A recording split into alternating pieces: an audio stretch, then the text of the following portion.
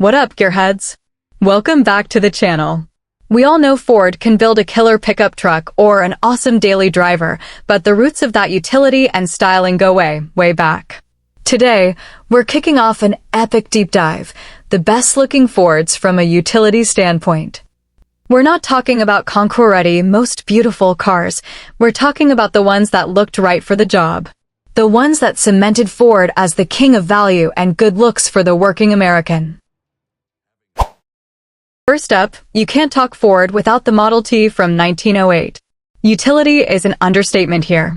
This thing is the blueprint. Its design, with those long, flowing fenders and the prominent radiator, established the entire automotive template for the next 3 decades.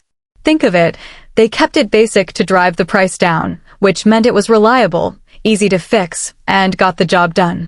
This utilitarian simplicity let Ford crank out over 15 million of these bad boys. That's value that literally changed the world.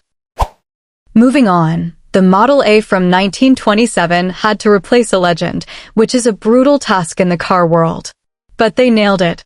The looks were a huge step up, still rugged, still durable, but with a refined, handsome quality that appealed to a broader buyer.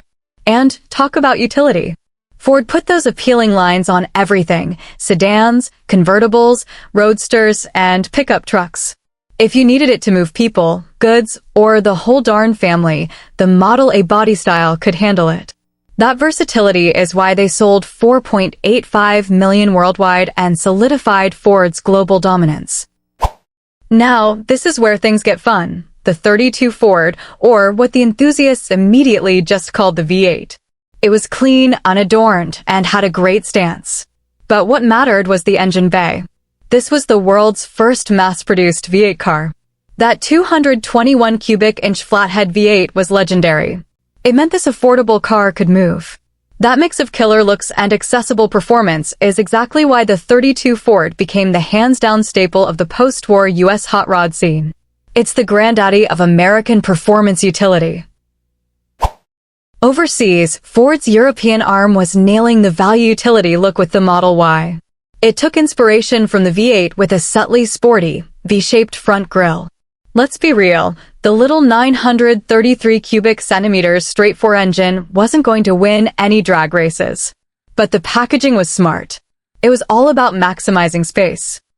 Most were the two-door Tudor sedan, but for the family haulers, there was the Forder, a cute pun on four-door, giving everyday practicality to a clean design. Smart move for the volume game. Moving into the post-war era, we get the Pilot V8 in 1947. Ford was trying to punch above its weight class here, going after brands like Jaguar with a more imposing design. What made the Pilot great for our theme? It was about evolving utility. Those old, separate side steps started to disappear into a wider body, giving the cabin significantly more space for the family. And, of course, under the hood was Ford's tried-and-true 3.6-liter Flathead V8.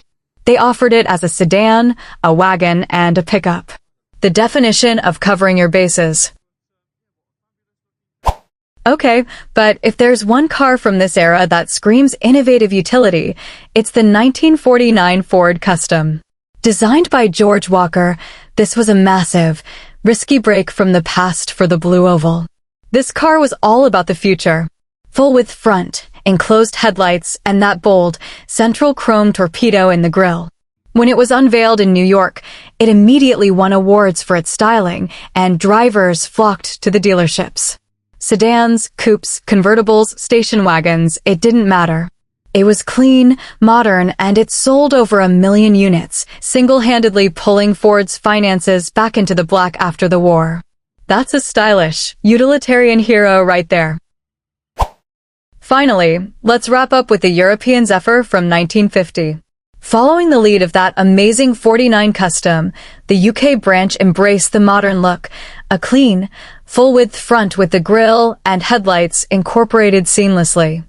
This wasn't just about style, it was a massive utility upgrade. The Zephyr was one of the first Fords to use unitary construction instead of a separate chassis. What does that mean for you? Better rigidity for the road and, most importantly, more cabin space. It was a forward-thinking move that made it popular for competitive use like rallying, proving that smart design can also be rugged. So there you have it, part one of the best-looking Fords based on the awesome utility they provided for the American consumer, from the Model T to the Zephyr. Which one of these classic Fords would you want to hot rod or restore today? Let me know in the comments below. Don't forget to throttle that like button and subscribe so you don't miss part 2. The Fords of 1951 to 2000.